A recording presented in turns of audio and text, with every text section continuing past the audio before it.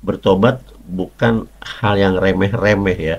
Bertobat itu sangat penting ya, supaya kita menjadi hidup benar tanpa dosa, menghapus, katakan tadi, supaya kepadamu diberikan pengampunan dosamu, dosa kita diampuni.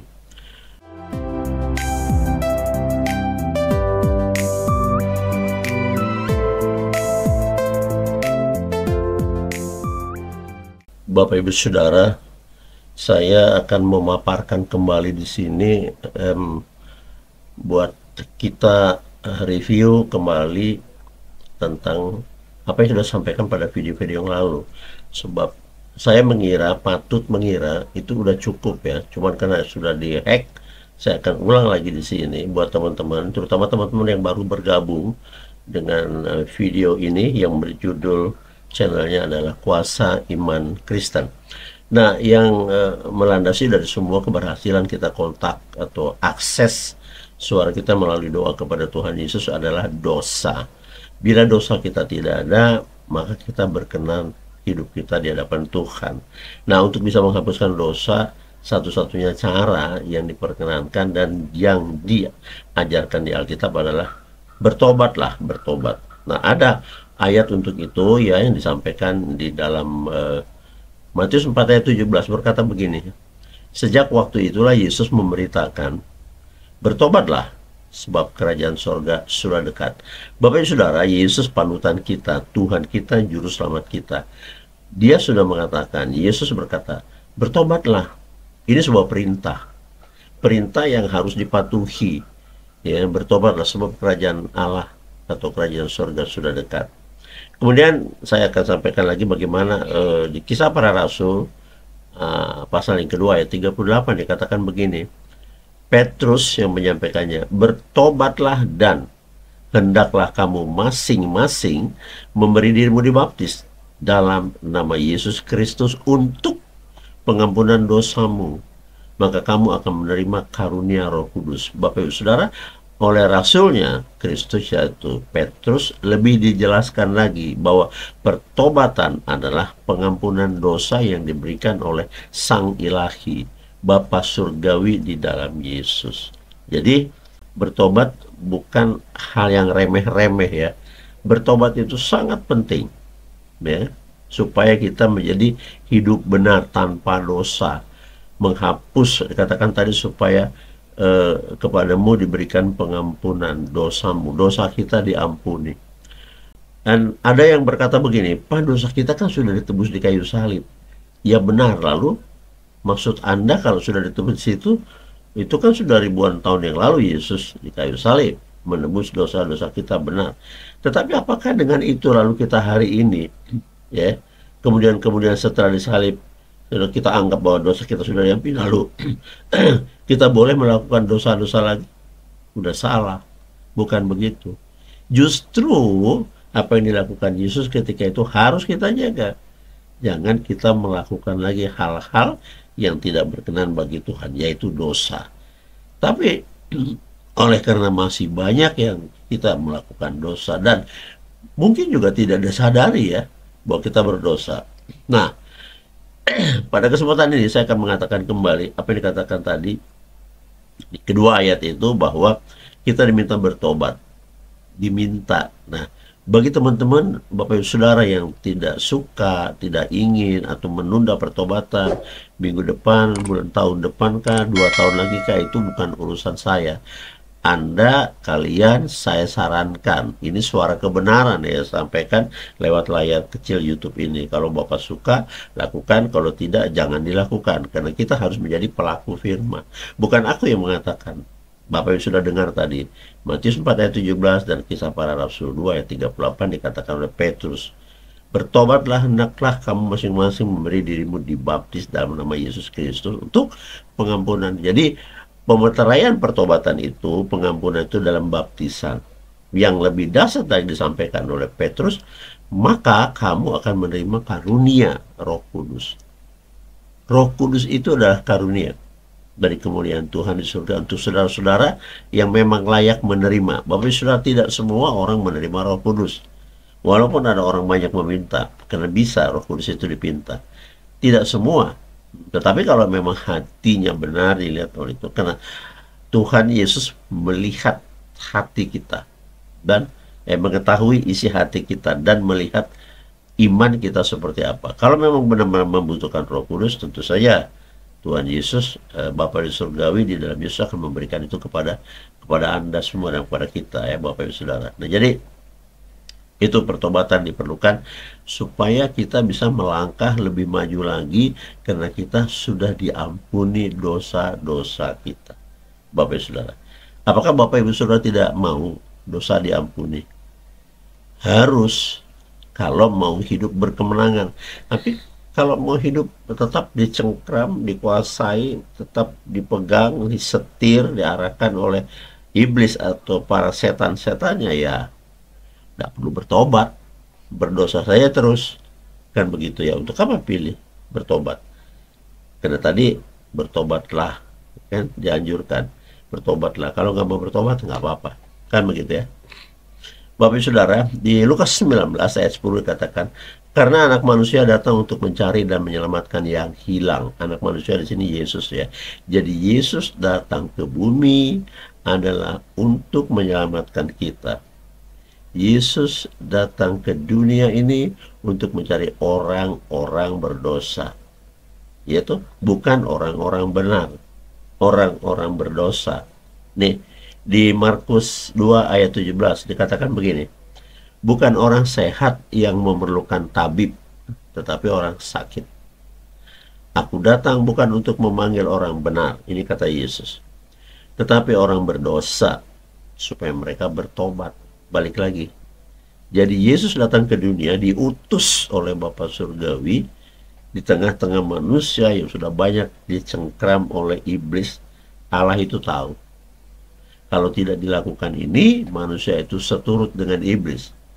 Ya, sulit untuk seturut dengan perintah Tuhan. Ya. Nah, itu dikatakan Markus 2 ayat 17 bahwa orang sehat tidak perlu dokter, dulu disebut tabib, tetapi orang-orang sakit yang membutuhkan itu. Nah, lalu dinyatakan oleh Yesus, aku datang bukan memanggil orang-orang benar, akan memanggil orang-orang berdosa. Bapak Ibu Saudara, nah Yesus sudah pulang lagi ke rumah Bapa.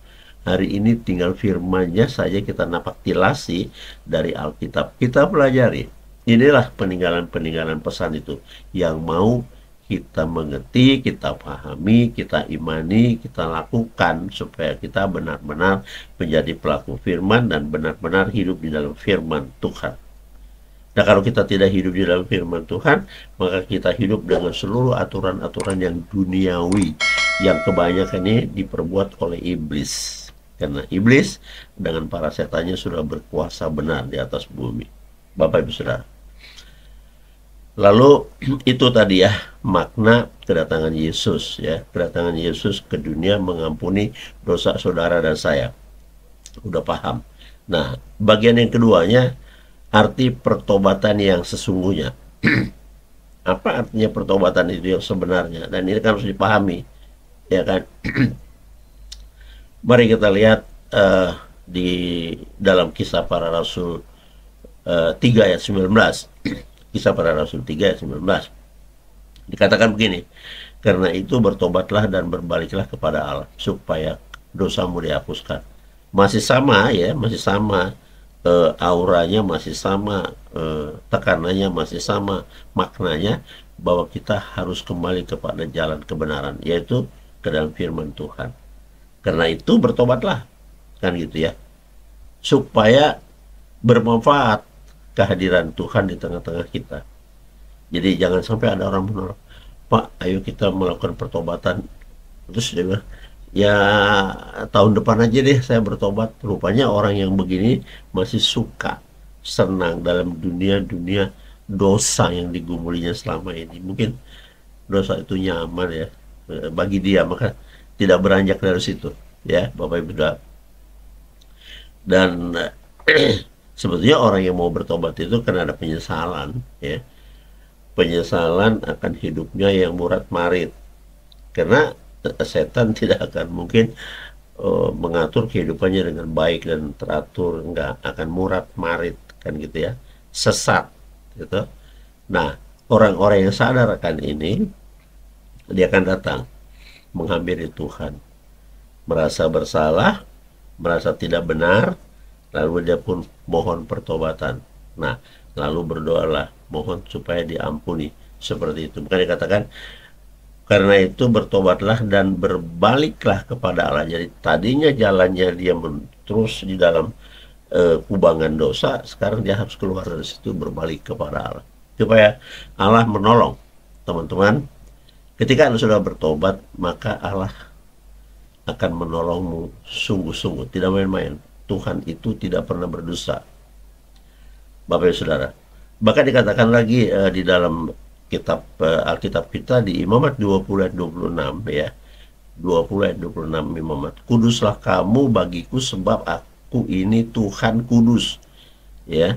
Dan aku telah memisahkan kamu dari bangsa-bangsa lain supaya kamu menjadi milikku. Bapak Ibu Saudara, kalau orang sudah kudus, ini yang disakatakan oleh Bapak Surgawi di perjanjian lama. Kalau sudah kudus, ya tidak berdosa lah. Ya kan? Nah, tadi katakan orang-orang sakit mencari tabib, yaitu para dokter. Nah, orang-orang yang hilang dari kemuliaan Tuhan, orang-orang berdosa ini yang dipanggil, ini yang dikejar oleh Yesus. Kita ini dikejar loh, ya, dikasihi supaya kita tidak dalam perangkat iblis, ya, tidak diperangkap apapun yang dilakukan pekerjaan kita itu, jadi semuanya hanya untuk iblis, bukan untuk kemuliaan Tuhan. Di sini kita mulai miring, ya, Bapak Ibu Saudara. Jadi yang kedua itu maknanya bahwa kalau kita bertobat, maka kita akan berbuah, ya, berbuah banyak dari hasil pertobatan. Kita menjadi orang baik, kita penuh dengan kasih, akan suka menolong-nolong orang, ya kan? Tidak akan merusak hubungan dengan orang lain, tidak akan menghakimi, tidak akan memaki-maki, tidak akan mengeluarkan kata-kata yang tidak senonoh, kan sudah bertobat. Jadi menjadi baik. Bermakna dalam hidup kita, berubah, Bapak Ibu Saudara. Nah, yang ketiga, saya mau beritahukan di sini, bahwa pengaruh iblis pada hidup tanpa pertobatan. Jadi, orang-orang yang tidak bertobat, yang masih hidup di dalam dosanya, penuh dengan dosa, sebetulnya karena dipengaruhi oleh orang kejahatan, ya, iblis yang memprakarsai, yang mempromotorkan kehidupannya supaya tersesat dari kemuliaan Tuhan. Bapak Ibu Saudara, ini sebenarnya kita harus tolak, tetapi oleh karena kehidupan itu memang sudah membaur dan kiri kanan semua sama saja begitu warnanya, seolah-olah itu benar, sehingga kebenaran itu yang jumlahnya sangat sedikit tidak kelihatan. Tidak kelihatan, orang baik sangat sedikit, orang jahat sangat banyak, lebih banyak. Jadi karena kebanyakan itu dalam hidup ini kejahatan-kejahatan, berpikirnya juga tidak baik, ya, tidak memuliakan, memuji Tuhan, pekerjaan-pekerjaannya itu hanya untuk pemuasan nafsu-nafsunya saja, nafsu kemanusiaannya, tidak untuk kemuliaan Tuhan, tidak disyukuri, seperti begitu-begitu. Itu orang yang belum bertobat, Bapak Ibu Saudara. Itu karena dosa, ya pengaruhnya seperti itu, Bapak Ibu Saudara. Nah, coba saya akan baca 1 Petrus 5 ayat 8.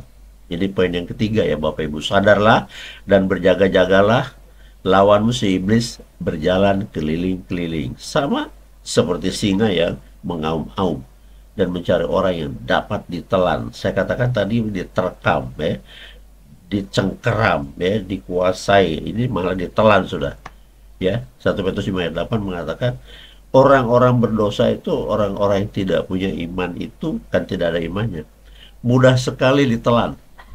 Ini istilah di Alkitab, ditelan oleh iblis. Nah, kalau sudah ditelan, sudah masuk di dalam dia, nah saudara mau kemana? Apa saja yang dilakukannya, karena di dalam itu pengikut-pengikut yang ada di dalamnya iblis itu sudah mengikuti ajaran dia, ya toh, selalu menyakiti orang, membuat kerusuhan-kerusuhan, keributan-keributan, tidak ada yang baik satupun, tidak ada kasih sama sekali, Bapak Ibu Saudara. Nah, jadi saya akan ingatkan lagi dari 1 Yohanes 5:19 dikatakan begini, kita tahu, ini diperingatkan kepada kita, bahwa kita berasal dari Allah, itu sadar, ya, Semua orang tahu dari Allah. Nggak mungkin kita datangnya dari bebatuan, manusia datangnya dari pepohonan, kan enggak ya? Dari Allah, dan seluruh dunia berada di bawah kuasa yang jahat atau roh kejahatan. Saya baca lagi 1 Yohanes 5 ayat 19 mengingatkan kita semua Bapak Ibu Saudara bahwa dunia telah dikuasai oleh roh-roh kejahatan.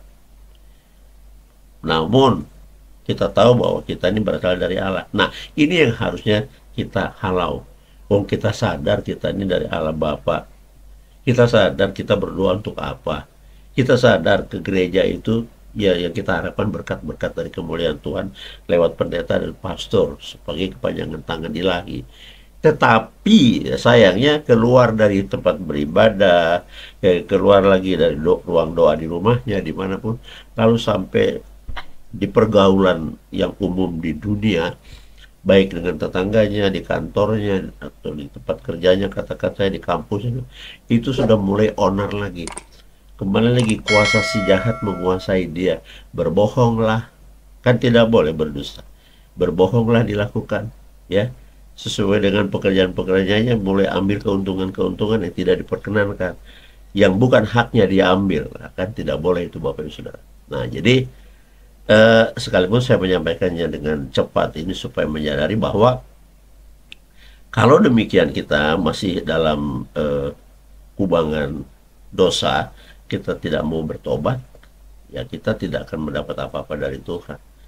Sampai menggerung-gerung kita berdoa, sampai berteriak-teriak, juga Tuhan tidak akan mau mendengarkan itu. Seperti yang saya pernah katakan di video sebelumnya. Di dalam Yesaya 59 ayat 2 dikatakan yang membuat hubunganmu dengan Tuhan, hubungan kita semua dengan Ilahi, pencipta alam ini, kurang baik-baik saja. Tidak baik hubungan kita. Adalah karena hati kita yang jahat. Hati kita ini diketahui jahat atau baik. Lalu ditambahkan lagi di ayat tersebut, nah, Allah itu tidak mau mendengarkan doa kita, bahkan memalingkan wajahnya dari kita yang datang menghampirinya. Kita berdoakan berharap datang kepada Tuhan, mau diterima doaku terima ya Tuhan, aku pengen rumah, aku pengen pekerjaan, aku pengen hutangku lunas Tuhan, aku pengen ibuku sakitnya sembuh, tuh pengen semua disampaikan karena memang diizinkan oleh Yesus. Tetapi ayat itu sudah memblok bahwa kalau kamu berdosa, itu suara doamu tidak didengar. Nah, jadi memang akhirnya banyak ya WA kepada saya, Pak, kan saya sudah berulang-ulang berdoa, sudah sekian, sebelum kenal Pak Binsar, YouTube-nya Bapak saya sudah berdoa, nggak bergeming juga tuh Tuhan. Kayaknya nggak dianggap doa saya. Nah, sudah masuk di YouTube-nya Bapak ajarkan, bahkan Bapak melayani secara pribadi lewat telepon ke saya ikuti juga, dan saya juga berdoa pada waktu subuh, saya juga. Tapi kenapa nggak juga berubah hutang saya tetap malah tambah besar? Karena terjadi tunggakan-tunggakan berbulan, maka bunga berbunga. Ini bagaimana Pak Binsar? Wah, ini saya diperhadapkan dengan begini, ya agak rumit saya ngomong ya. Saya tidak bisa melakukan bagaimana teknis pelunasannya secara nyata. Kalau memang ada duitnya ya dilunasin aja. Ini masalahnya kan duit yang mau dibayarkan tidak ada. Lalu teman-teman yang sedang kekurangan kemampuan finansial untuk membayar hutangnya itu berharap Tuhan akan menabur uang dengan cara atau pikirannya yang saya tidak mengerti. Tuhan akan menolong semua orang yang berharap kepadanya. Saya katakan ini, Tuhan akan menolong semua orang yang berseru kepadanya. Asalkan apa? Asalkan kita berkenan bagi Dia. Karena Allah juga berkata kepada Yesus, engkaulah anakku yang kukasihi, kepadamu aku berkenan. Kepada orang-orang dunia dikatakan, inilah anakku yang kukasihi, dengarkan kata-katanya, dengarkan firman-Nya. Bapak Ibu Saudara, saya tidak akan menghakimi kalian, saya mengasihimu. Ayo mulai belajar baik-baik, bersih-bersih diri. Ingat semua perilaku-perilakumu, apa sebab? Apa sebab berdosa? Emosimu kah? Keakuanmu kah? Apalah itu? Yang suka menghardik orang lah, tidak peduli dengan siapa, atau kebiasaan dari dulu, atau ada orang tuanya kah yang seperti misalnya ngomongnya sebebas-bebasnya, merdeka begitu. Jangan ya, bicaralah baik-baik, karena Tuhan tidak mengajarkan membabi buta berbicara. Tuhan Yesus lembut selembut-lembutnya. Nah, bagaimana kita tidak bangga? Aku bersyukur punya Engkau Tuhan Yesus juru selamatku. keberadaan Yesus. Ketika saya berdoa, saya katakan dulu, aku bersyukur, mensyukuri hidup ini punya Engkau yang menuntun hidupku, karena Kau berjanji, jika aku percaya kepadamu, Engkau akan menyertai hidupku sampai sepanjang masa. Itu kan enak ngomong dalam doanya, gitu Bapak Ibu. Jangan ujuk-ujuk langsung minta semua diselesaikan masalahmu, sedangkan dirimu kurang dikenal. Bukankah kita pernah mendengar bahwa, "Hei, kenapa kau berseru-seru kepadaku? Kenapa berseru kepadaku minta tolong?" Memang ia minta tolong. Tapi ditambahkan oleh Yesus, sedangkan firmanku, pengajaranku, nasihatku, apa yang ku beritahu kepada kamu, tidak kau hiraukan, tidak kau lakukan. Sekarang kau berseru. Nah, ini kalau kedengaran begini kan tidak enak ini di hati kita. Waduh, ternyata ada firman seperti begitu. Ada, saudaraku. Lo berseru-seru. Artinya gini, semua perintah firman Tuhan itu tidak satu pun dikerjakan. Nah, kita memang di lumbung dosa. Nah, tapi ketika di dosa itu kejepit, makin tidak enak hidup ini, makin gelisah. Lalu Anda mencari Tuhan di mana sih? Nah, pernah tahu Tuhan itu baik, lalu dikejar Tuhan saya. Itu dia tadi yang dikatakan dalam Yesaya 9 ayat 2. Hubungan kamu dengan Tuhan tidak baik-baik saja. Perbaiki dulu hubungan ini, relasimu dengan Tuhan perbaiki dulu, saya jamin. Kalau perbaikan ini sudah dilakukan, Anda bertobat, ya kan? Anda sudah mendapat karunia Roh Kudus seperti katakan oleh Petrus, maka apapun yang kau minta, niscaya akan digenapi. Dan Tuhan itu maha memberi dan maha kaya. Haleluya. Sampai ketemu pada video besok. Jangan lupa di subscribe, like, dan share kepada teman-teman. Tuhan Yesus memberkati. Amin.